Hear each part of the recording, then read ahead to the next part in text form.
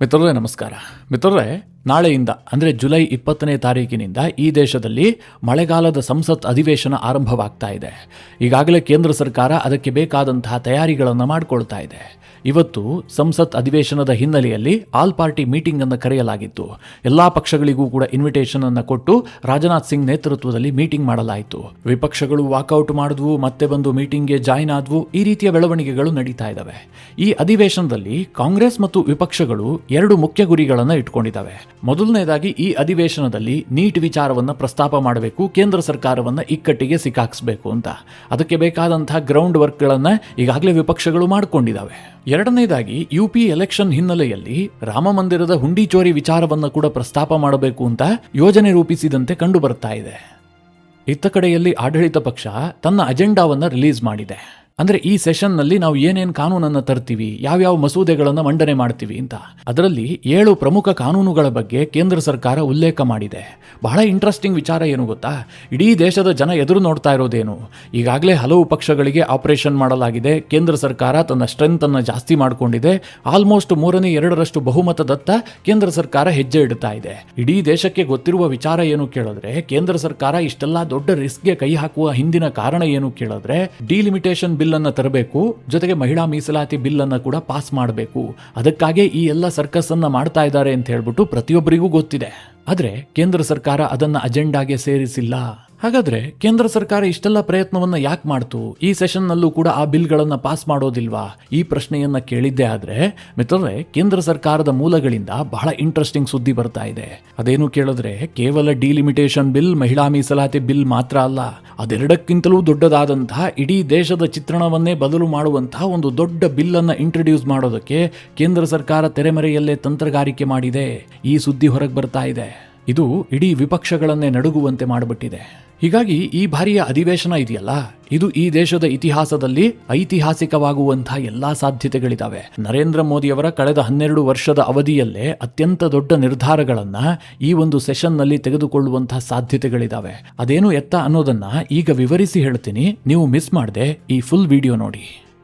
ಮಿತ್ರರೇ, ಪ್ರತಿ ಬಾರಿ ಲೋಕಸಭಾ ಅಧಿವೇಶನ ನಡೆಯೋದಕ್ಕೆ ಮುಂಚೆ ಕೇಂದ್ರ ಸರ್ಕಾರ ಆ ಅಧಿವೇಶನದ ಅಜೆಂಡಾವನ್ನು ರಿಲೀಸ್ ಮಾಡುತ್ತೆ. ಅಂದ್ರೆ ಹೊಸದಾಗಿ ಯಾವ್ಯಾವ ಬಿಲ್ ಅನ್ನ ತರ್ತಾ ಇದೀವಿ, ಯಾವುದ್ರ ಬಗ್ಗೆ ಚರ್ಚೆ ಆಗತ್ತೆ, ಇದ್ರ ಬಗ್ಗೆ ಅಜೆಂಡಾವನ್ನ ರಿಲೀಸ್ ಮಾಡಿರ್ತಾರೆ. ವಿಪಕ್ಷಗಳು ಕೂಡ ಅದರ ಆಧಾರದಲ್ಲೇ ತಯಾರಿ ನಡೆಸ್ಕೊಂಡಿರ್ತಾರೆ. ಅಂದ್ರೆ ಈ ಬಿಲ್ ವಿರುದ್ಧವಾಗಿ ನಾವು ಅಪೋಸ್ ಮಾಡಬೇಕು, ಈ ಬಿಲ್ ವಿಚಾರದಲ್ಲಿ ಸೈಲೆಂಟ್ ಆಗಿರಬೇಕು ಅಥವಾ ಸಪೋರ್ಟ್ ಮಾಡಬೇಕು, ಏನ್ ಬೇಕಾದ್ರೂ ನಿರ್ಧಾರಗಳಾಗಿರಬಹುದು. ಹಾಗೆ ಕೇಂದ್ರ ಸರ್ಕಾರ ಈ ಬಾರಿಯ ಅಧಿವೇಶನಕ್ಕೆ ಮುಂಚೆ ಒಟ್ಟು 7 ಬಿಲ್ಗಳನ್ನ ತನ್ನ ಅಜೆಂಡಾದಲ್ಲಿ ಸೇರಿಸಿದೆ. ಆದರೆ ವೆರಿ ಇಂಟ್ರೆಸ್ಟಿಂಗ್ ವಿಚಾರ ಏನು ಕೇಳಿದ್ರೆ, ಇದರಲ್ಲಿ ಡಿಲಿಮಿಟೇಷನ್ ಬಿಲ್ ಇಲ್ಲ, ಮಹಿಳಾ ಮೀಸಲಾತಿ ಬಿಲ್ ಕೂಡ ಇಲ್ಲ. ಹಾಗಂತ ಈ ಅಧಿವೇಶನದಲ್ಲಿ ಆ 2 ಬಿಲ್ಗಳು ಬರೋದಿಲ್ಲ ಅಂತ ನೀವು ಕಡಾಖಂಡಿತವಾಗಿ ಹೇಳೋದಕ್ಕೆ ಸಾಧ್ಯ ಇಲ್ಲ.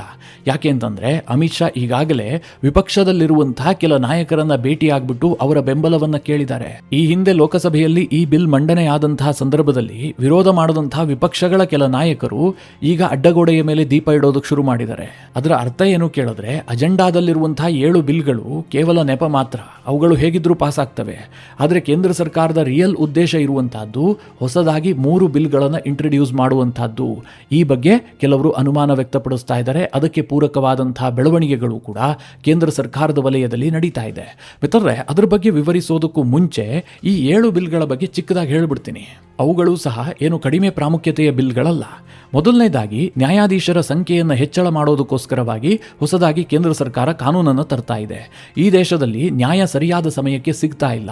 ಹಲವು ಕೇಸ್ಗಳು ಸಿಕ್ಕಾಪಟ್ಟೆ ಪೆಂಡಿಂಗ್ ಉಳಿತಾ ಇದ್ದಾವೆ. ಸುಪ್ರೀಂ ಕೋರ್ಟ್ನಲ್ಲಿ ಸಹಸ್ರ ಸಂಖ್ಯೆಯಲ್ಲಿ ಕೇಸ್ಗಳು ಇತ್ಯರ್ಥ ಆಗದೆ ಉಳಿದುಕೊಂಡಿದ್ದಾವೆ. ಇದಕ್ಕೆಲ್ಲ ಮುಖ್ಯ ಕಾರಣ ಏನು ಕೇಳಿದ್ರೆ, ನ್ಯಾಯಾಧೀಶರ ಕೊರತೆ. ಅದನ್ನು ಸರಿ ಮಾಡೋದಕ್ಕೋಸ್ಕರವಾಗಿ ಈ ಬಾರಿಯ ಅಧಿವೇಶನದಲ್ಲಿ ಒಂದು ಪ್ರಮುಖ ಕಾನೂನನ್ನು ತರ್ತಾ ಇದ್ದಾರೆ. ಅದೇನು ಕೇಳಿದ್ರೆ, ಈಗಿರುವಂತಹ ಸುಪ್ರೀಂ ಕೋರ್ಟ್ನ ನ್ಯಾಯಾಧೀಶರ ಸಂಖ್ಯೆಯನ್ನ 33ರಿಂದ 37ಕ್ಕೆ ಹೆಚ್ಚಿಸೋದಕ್ಕೆ ಕೇಂದ್ರ ಸರ್ಕಾರ ನಿರ್ಧಾರ ಮಾಡಿ ಆ ಬಗ್ಗೆ ಕಾನೂನನ್ನು ಪಾಸ್ ಮಾಡೋದಕ್ಕೆ ಹೊರಟಿದೆ. ಎರಡನೆಯದಾಗಿ ಜನನ ಮತ್ತು ಮರಣ ನೋಂದಣಿಯ ವಿಚಾರದಲ್ಲೂ ಕೂಡ ಹೊಸ ಕಾನೂನನ್ನು ತರ್ತಾ ಇದ್ದಾರೆ. ಅಂದ್ರೆ ಈಗಿರುವ ಕಾನೂನಿಗೆ ತಿದ್ದುಪಡಿಯನ್ನು ತರ್ತಾ ಇದ್ದಾರೆ. ಅದೇನು ಕೇಳಿದ್ರೆ, ಜನನ ಇರಬಹುದು, ಮರಣ ಇರಬಹುದು, ಇದನ್ನು ರಿಜಿಸ್ಟರ್ ಮಾಡುವಂತಹದ್ದು ವಿಳಂಬ ಆಗ್ತಾ ಇದೆ. ಇದು ಅನೇಕ ಅಕ್ರಮಗಳಿಗೂ ಕೂಡ ಕಾರಣ ಆಗ್ತಾ ಇದೆ. ಅದನ್ನು ತಪ್ಪಿಸೋದಕ್ಕೋಸ್ಕರವಾಗಿ ಡಿಜಿಟಲೈಸೇಷನ್ ಮಾಡೋದಕ್ಕೆ ತೀರ್ಮಾನಿಸಲಾಗಿದೆ. ಈ ಹೊಸ ಕಾನೂನಿನ ಪ್ರಕಾರ ಡಿಜಿಟಲ್ ಪ್ರಮಾಣ ಪತ್ರ ಸಿಗುತ್ತೆ. ದಾಖಲೆಗಳನ್ನು ತಿದ್ದುಪಡಿ ಮಾಡೋದು, ಆಗಾಗ ಬದಲಾಯಿಸೋದು, ಇದಕ್ಕೆಲ್ಲ ಅವಕಾಶವೇ ಇರೋದಿಲ್ಲ. ಜನಗಣತಿ ನಡೀತಾ ಇದೆ, SIR ಆಗ್ತಾ ಇದೆ, ಮುಂದೆ NRC ಬರಬಹುದು. ಇದೆಲ್ಲದರ ಒಂದು ಭಾಗ. ಮುಂದೆ ಯಾವತ್ತೂ ಕೂಡ ಇಂತಹ ಸಮಸ್ಯೆ ತಲೆದೋರಬಾರದು. ಈ ಪ್ರಜೆ ನಮ್ಮ ದೇಶದವನ ಅಲ್ವಾ ಅನ್ನುವಂತಹ ಅನುಮಾನವೇ ಬರಬಾರದು. ಆ ಪ್ರಮಾಣದಲ್ಲಿ ದಾಖಲೆಯನ್ನು ಮೇಂಟೈನ್ ಮಾಡೋದಕ್ಕೋಸ್ಕರವಾಗಿ ಈ ಕಾನೂನಿನಲ್ಲಿ ತಿದ್ದುಪಡಿ ಮಾಡಲಾಗ್ತಾ ಇದೆ. ಹಾಗೆ ಸಣ್ಣ ಉದ್ದಿಮೆಗಳಿಗೆ ರಕ್ಷಣೆ ಕೊಡೋದಕ್ಕೋಸ್ಕರವಾಗಿ MSME ಅಭಿವೃದ್ಧಿ ತಿದ್ದುಪಡಿ 2026 ಕಾಯ್ದೆ ಜಾರಿಗೆ ಬರ್ತಾ ಇದೆ. ಜೊತೆಗೆ ಜೂನ್ ತಿಂಗಳಿನಲ್ಲಿ ಕೇಂದ್ರ ಸರ್ಕಾರ ಇನ್ಕಮ್ ಟ್ಯಾಕ್ಸ್ ವಿಚಾರದಲ್ಲಿ ಒಂದು ಆರ್ಡಿನೆನ್ಸ್ ಅನ್ನು ಹೊರಡಿಸಿತ್ತು. ಈ ಕುರಿತಾದಂತಹ ಕಾನೂನನ್ನೇ ರೂಪಿಸೋದಕ್ಕೆ ಕೇಂದ್ರ ಸರ್ಕಾರ ಹೊರಟಿದೆ. ಇದು ವಿದೇಶಿ ಹೂಡಿಕೆಯ ಹೆಚ್ಚಳಕ್ಕೆ ಸಹಕಾರಿಯಾಗುವಂತಹ ಒಂದು ಕಾನೂನಾಗಿದೆ. ಇದರ ಜೊತೆಗೆ 2 ಇಂಪಾರ್ಟೆಂಟ್ ಕಾನೂನು ಯಾವುದು ಕೇಳಿದ್ರೆ ಅದು ಒಂದೇ ಮಾತರಂ ಕಾನೂನು. ಈಗಾಗಲೇ ದೇಶದಲ್ಲಿ ರಾಷ್ಟ್ರೀಯ ಗೌರವಕ್ಕೆ ಅಪಮಾನ ತಡೆ ಬಿಲ್ 1991 ಜಾರಿಯಲ್ಲಿದೆ. ಅಂದರೆ ಈ ದೇಶದ ಲಾಂಛನ ಆಗಿರಬಹುದು, ಈ ದೇಶದ ರಾಷ್ಟ್ರಧ್ವಜ ಆಗಿರಬಹುದು, ಈ ದೇಶದ ರಾಷ್ಟ್ರಗೀತೆ ಆಗಿರಬಹುದು, ಇದಕ್ಕೆಲ್ಲ ಅಪಮಾನ ಮಾಡಿದ್ದೇ ಆದರೆ ಕಾನೂನಿನ ಪ್ರಕಾರ ಶಿಕ್ಷೆ ಆಗುತ್ತೆ. ಅಂದರೆ ಈ ದೇಶದ ರಾಷ್ಟ್ರಗೀತೆಯಾದಂತಹ ಜನಗಣಮನಕ್ಕೆ ನೀವೇನಾದರೂ ಅಪಮಾನ ಮಾಡಿದ್ದೇ ಆದರೆ ನಿಮ್ಮನ್ನು 3 ವರ್ಷಗಳ ಕಾಲ ಜೈಲಿಗೆ ಹಾಕಬಹುದು.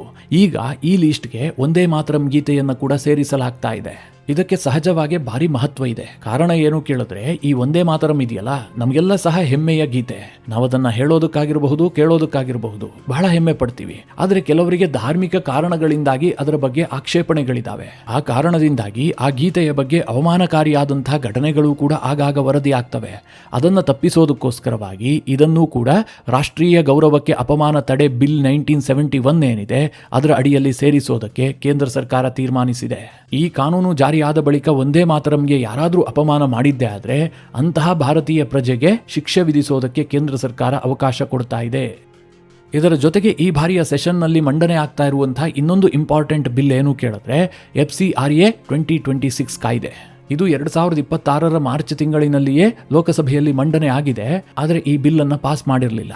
ಈ ಸೆಷನ್ನಲ್ಲಿ ಈ ಬಿಲ್ ಅನ್ನು ಪಾಸ್ ಮಾಡಿಕೊಳ್ಳೋದಕ್ಕೆ ಕೇಂದ್ರ ಸರ್ಕಾರ ನಿರ್ಧಾರ ಮಾಡಿದೆ. ಮಿತ್ರರೇ, ಇದು ಬಹಳ ಕಾಂಟ್ರವರ್ಷಿಯಲ್ ಆದಂತಹ ಒಂದು ಬಿಲ್. ಯಾಕೆ ಕಾಂಟ್ರವರ್ಷಿಯಲ್ ಅಂತಂದ್ರೆ ಈ ಬಿಲ್ನ ವಿರುದ್ಧವಾಗಿ ವಿದೇಶಗಳಲ್ಲೂ ಕೂಡ ಚರ್ಚೆ ಆಗ್ತಾ ಇದೆ. ಅಮೆರಿಕ ಇದಕ್ಕೆ ವಿರೋಧ ವ್ಯಕ್ತಪಡಿಸಿದೆ.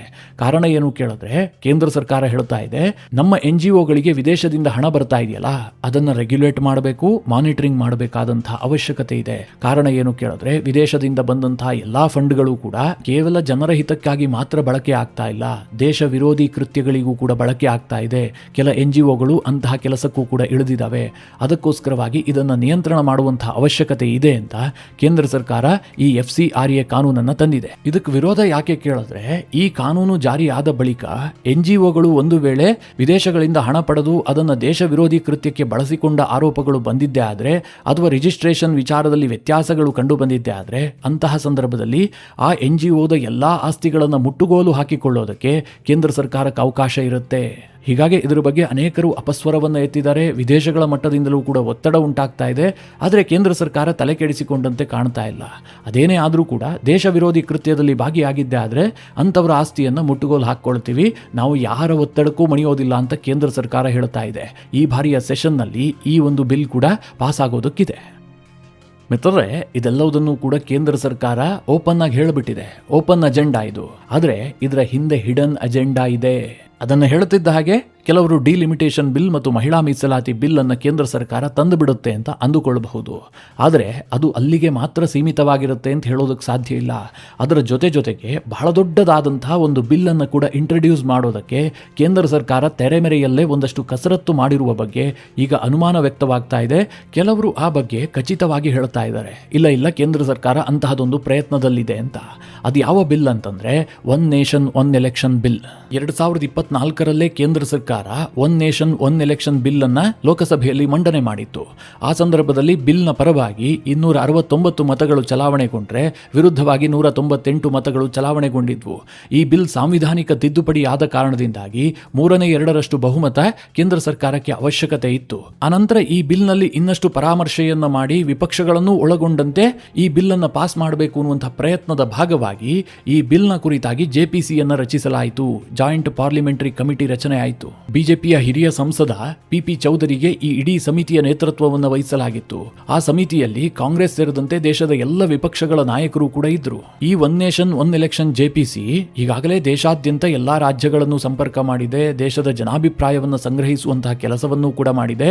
ಅಂತಿಮವಾದಂತಹ ವರದಿಯನ್ನ ಇದೇ ಆಗಸ್ಟ್ 10 ಒಳಗಾಗಿ ಸ್ಪೀಕರ್ಗೆ ಸಲ್ಲಿಕೆ ಮಾಡೋದಕ್ಕಿದೆ. ಯಾಕೆ ಅಂತಂದ್ರೆ ಆಗಸ್ಟ್ 10ನೇ ತಾರೀಕಿಗೆ ಈ ಜೆಪಿಸಿಯ ಗಡುವು ಮುಗಿಯುತ್ತೆ. ಅದರೊಳಗಾಗಿ ಜೆಪಿಸಿಯ ರಿಪೋರ್ಟ್ ಸ್ಪೀಕರ್ಗೆ ಸಲ್ಲಿಕೆ ಆಗುತ್ತೆ ಅಂತ ಹೇಳಲಾಗ್ತಾ ಇದೆ. ಒಂದು ವೇಳೆ ಆ ರಿಪೋರ್ಟ್ ಸಲ್ಲಿಕೆ ಆಗಿದ್ದೆ ಆದ್ರೆ ಈಗಾಗಲೇ ಕೇಂದ್ರ ಸರ್ಕಾರ ಮತ್ತೆ ಆ ಬಿಲ್ ಅನ್ನ ಇಂಟ್ರೊಡ್ಯೂಸ್ ಮಾಡೋದಕ್ಕೆ ತಯಾರಿಯನ್ನ ಮಾಡಿದೆ. ಹೀಗೊಂದು ಸುದ್ದಿಗಳು ಕೂಡ ಇದಾವೆ. ಒಂದು ವೇಳೆ ಇದು ಸಾಧ್ಯ ಆಗಿದ್ದೆ ಆದ್ರೆ ಇದನ್ನ ಮಾಸ್ಟರ್ ಸ್ಟ್ರೋಕ್ ಅಂತಲೇ ಕರಿಬೇಕು. ಯಾಕೆ ಗೊತ್ತಾ, ಈ ದೇಶದಲ್ಲಿ ಡಿಲಿಮಿಟೇಷನ್ ಆಗುತ್ತೆ ಅಂತ ಎಲ್ಲರಿಗೂ ಕೂಡ ಗೊತ್ತೇ ಇದೆ. ಕೇಂದ್ರ ಸರ್ಕಾರ ಈಗಾಗಲೇ ಅದಕ್ಕೆ ಪ್ರಯತ್ನವನ್ನ ಆರಂಭಿಸಿದ್ದಾಗಿದೆ. ಇಲ್ಲದೆ ಹೋದ್ರೆ ಟಿಎಂಸಿಗೆ ಯಾಕೆ ಆಪರೇಷನ್ ಮಾಡ್ತಾ ಇದ್ರು, ಶಿವಸೇನೆಯ ಉದ್ಧವ್ ಠಾಕ್ರೆಗೆ ಮತ್ತೆ ಆಪರೇಷನ್ ಯಾಕೆ ಮಾಡುವಂತಹ ಪ್ರಮೇಯ ಬರ್ತಾ ಇತ್ತು. ಇದೆಲ್ಲದರ ಹಿಂದಿನ ಉದ್ದೇಶ ಡಿಲಿಮಿಟೇಷನ್ ಬಿಲ್ ಮತ್ತು ಮಹಿಳಾ ಮೀಸಲಾತಿ ಬಿಲ್ ಅನ್ನುವಂಥದ್ದು ಪಕ್ಕಾ. ಆದರೆ ಇದರ ಜೊತೆಗೆ ಒನ್ ನೇಷನ್ ಒನ್ ಎಲೆಕ್ಷನ್ ಅನ್ನು ಕೂಡ ತರೋದಕ್ಕೆ ಕೇಂದ್ರ ಸರ್ಕಾರ ಹೊರಟಿದೆ. ಅದು ಕೂಡ ಇವರ ಹಿಡನ್ ಅಜೆಂಡಾ ಆಗಿದೆ ಅಂತ ಈಗ ವರದಿ ಆಗ್ತಾ ಇದೆ. ಮಿತ್ರರೇ, ಇದೆಲ್ಲದೂ ಕೂಡ ಒಂದಕ್ಕೊಂದು ಲಿಂಕ್ ಆಗುತ್ತೆ. ನೀವು ಪ್ರತಿಯೊಂದು ಡಾಟ್ಗಳನ್ನು ಕನೆಕ್ಟ್ ಮಾಡಿದ್ರೆ ಕೇಂದ್ರ ಸರ್ಕಾರದ ನಿಗದಿತ ಉದ್ದೇಶ ಏನು ಅನ್ನುವಂಥದ್ದು ಸ್ಪಷ್ಟ ಆಗ್ಬಿಡುತ್ತೆ. SIR ನಡೀತಾ ಇದೆ, ಜನಗಣತಿ ಆಗ್ತಾ ಇದೆ, ಡಿಲಿಮಿಟೇಷನ್ ಬಿಲ್ ಟೇಬಲ್ ಮೇಲಿದೆ, ಮಹಿಳಾ ಮೀಸಲಾತಿ ಬಿಲ್ ಅದರ ಜೊತೆಗೆ ಜಾಯಿನ್ ಆಗಿದೆ. ಹಾಗೆ ಈ ಒನ್ ನೇಷನ್ ಒನ್ ಎಲೆಕ್ಷನ್ ಕೂಡ ಜಾರಿ ಆಗಿದ್ದೆ ಆದ್ರೆ ಇಡೀ ದೇಶದ ಚುನಾವಣಾ ವ್ಯವಸ್ಥೆ, ಅಷ್ಟು ಮಾತ್ರ ಅಲ್ಲ, ಇಡೀ ದೇಶದಲ್ಲಿ ಕಳೆದ 80 ವರ್ಷದಲ್ಲಿ ಯಾವ ನಿಯಮ ಅಸ್ತಿತ್ವದಲ್ಲಿತ್ತೋ ಅದು ಟೋಟಲಿ ಚೇಂಜ್ ಆಗುತ್ತೆ. ಅಂದ್ರೆ ವ್ಯವಸ್ಥೆ ಇನ್ನಷ್ಟು ಗಟ್ಟಿ ಆಗುತ್ತೆ. ಬಹುಶಃ ಮುಂದಿನ ಪೀಳಿಗೆ ಇತಿಹಾಸದಲ್ಲಿ ಓದುತ್ತೆ, ನಮ್ಮ ದೇಶದಲ್ಲಿ ವರ್ಷ ಪೂರ್ತಿ ಎಲೆಕ್ಷನ್ಗಳು ನಡೀತಲೇ ಇರ್ತಿದ್ವು, ಒಂದಾಗ್ತಿದ್ದ ಹಾಗೆ ಒಂದು ರಾಜ್ಯದಲ್ಲಿ ಚುನಾವಣೆ ಬರ್ತಾ ಇತ್ತು, ನೀತಿ ಸಂಹಿತೆ ಜಾರಿ ಆಗ್ತಾ ಇತ್ತು. ಇದೆಲ್ಲವೂ ಕೂಡ ಇತಿಹಾಸದ ಪುಟ ಸೇರುವಂತಹ ಸಾಧ್ಯತೆಗಳಿದಾವೆ. ಅದಕ್ಕೆ ಕೇಂದ್ರ ಸರ್ಕಾರ ತಯಾರಿಯನ್ನ ಮಾಡಿಕೊಂಡಿದೆ ಅಂತ ಸುದ್ದಿಗಳಿದಾವೆ. ಮಿತ್ರರೇ, ಒನ್ ನೇಷನ್ ಒನ್ ಎಲೆಕ್ಷನ್ ಅಷ್ಟೊಂದು ಇಂಪಾರ್ಟೆಂಟಾ? ಹೇಗೆ ಅದನ್ನೆಲ್ಲ ಜಾರಿ ಮಾಡೋದಕ್ಕೆ ಸಾಧ್ಯ ಆಗುತ್ತೆ ಕೇಳಿದ್ರೆ ಈಗಾಗಲೇ ಒಂದಷ್ಟು ಪ್ಲಾನ್ಗಳಿದಾವೆ. ಕೆಲವೊಂದು ಸೂಚನೆಗಳು ಏನು ಸಿಗ್ತಾ ಇದಾವೆ ಅಂತಂದ್ರೆ 2029ಕ್ಕೆ ಇದನ್ನ ಜಾರಿ ಮಾಡುವಂತಹ ಸಾಧ್ಯತೆಗಳಿದಾವೆ ಅಂತ. ಈಗ ಡಿಲಿಮಿಟೇಷನ್ ಬಿಲ್ ಅನ್ನ 2029ಕ್ಕೆ ಇವರು ತರೋದಕ್ಕೆ ಹೊರಟಿದ್ದಾರೆ. ಹಾಗೆ ಒನ್ ನೇಷನ್ ಒನ್ ಎಲೆಕ್ಷನ್ ಕೂಡ 2029ಕ್ಕೆ ಜಾರಿ ಆಗುತ್ತಾ? ಇದ್ರ ಬಗ್ಗೆ ಕನ್ಫರ್ಮ್ ಇಲ್ಲ, ಆದ್ರೆ ಆ ರೀತಿಯ ಪ್ರಯತ್ನಗಳು ಕೂಡ ನಡೀತಾ ಇದಾವೆ. ಯಾಕೆ ಹೀಗೆ ಅನಿಸ್ತಾ ಇದೆ ಕೇಳಿದ್ರೆ, ಜೆಪಿಸಿಯ ಅಧ್ಯಕ್ಷರಾದಂತಹ PP ಚೌಧರಿ ಇತ್ತೀಚೆಗೆ ಗೋವಾ ಪ್ರವಾಸಕ್ಕೆ ಹೋಗಿದ್ರಲ್ಲ, ಆ ಸಂದರ್ಭದಲ್ಲೇ ಅವ್ರು ಹೇಳಿದ್ದಾರೆ 2029ಕ್ಕೆ ಇದನ್ನ ಜಾರಿ ಮಾಡೋದಕ್ಕೆ ಸಾಧ್ಯ ಇದೆ ಅಂತ. ಈ ಮೊದಲು ಯಾವ ಅಂದಾಜಿತ್ತು ಕೇಳಿದ್ರೆ 2029ರ ಚುನಾವಣೆ ಈಗೇನು ವ್ಯವಸ್ಥೆ ಇದೆಯೋ ಅದೇ ಪ್ರಕಾರವಾಗಿ ನಡೆಯುತ್ತೆ. ಆದರೆ ಹೊಸ ಸರ್ಕಾರ ಅಸ್ತಿತ್ವಕ್ಕೆ ಬರ್ತಿದ್ದ ಹಾಗೆ ಮೊದಲ ಸೆಷನ್ ನಡೆಯುತ್ತಲ್ಲ, ಆ ಸಂದರ್ಭದಲ್ಲಿ ರಾಷ್ಟ್ರಪತಿಗಳು 2034ರ ಒಳಗಾಗಿ ಇಡೀ ದೇಶದ ಸಾರ್ವತ್ರಿಕ ಚುನಾವಣಾ ದಿನಾಂಕವನ್ನು ನಿಗದಿ ಮಾಡ್ತಾರೆ. ಉದಾಹರಣೆಗೆ 2034ರ ಜನವರಿ ಅಂತ ಅಂದುಕೊಳ್ಳಿ. ಆ ಡೇಟ್ಗೆ ಇಡೀ ದೇಶದ ಎಲ್ಲಾ ರಾಜ್ಯಗಳ ವಿಧಾನಸಭಾ ಅವಧಿಯೂ ಕೂಡ ಮುಕ್ತಾಯ ಆಗುತ್ತೆ. ಈಗಿರುವಂತಹ ಶೆಡ್ಯೂಲ್ ಪ್ರಕಾರ 2033ಕ್ಕೆ ಕರ್ನಾಟಕ ವಿಧಾನಸಭಾ ಚುನಾವಣೆ ನಡೆಯುತ್ತೆ. 2032ರಲ್ಲಿ ಉತ್ತರ ಪ್ರದೇಶದ ಚುನಾವಣೆ ನಡೆದಿರುತ್ತೆ. ಆದರೆ ಅದೆಲ್ಲದರ ಅವಧಿಯೂ ಕೂಡ 2034ಕ್ಕೆ ಮುಕ್ತಾಯ ಆಗ್ಬಿಡುತ್ತೆ. ಮತ್ತೆ 2034ರಲ್ಲಿ ಇಡೀ ದೇಶದಲ್ಲೂ ಒಮ್ಮೆಗೆ ಚುನಾವಣೆ ನಡೆಯುತ್ತೆ. ಎಲ್ಲಾ ಸರ್ಕಾರಗಳು ಹೊಸದಾಗಿ ರಚನೆ ಆಗ್ತವೆ. ಈಗ ನಿಮಗೊಂದು ಪ್ರಶ್ನೆ ಬರಬಹುದು, ಯಾವುದೋ ಒಂದು ರಾಜ್ಯದಲ್ಲಿ ಹಂಗ್ ಅಸೆಂಬ್ಲಿ ನಿರ್ಮಾಣ ಆಗ್ಬಿಡುತ್ತಪ್ಪ.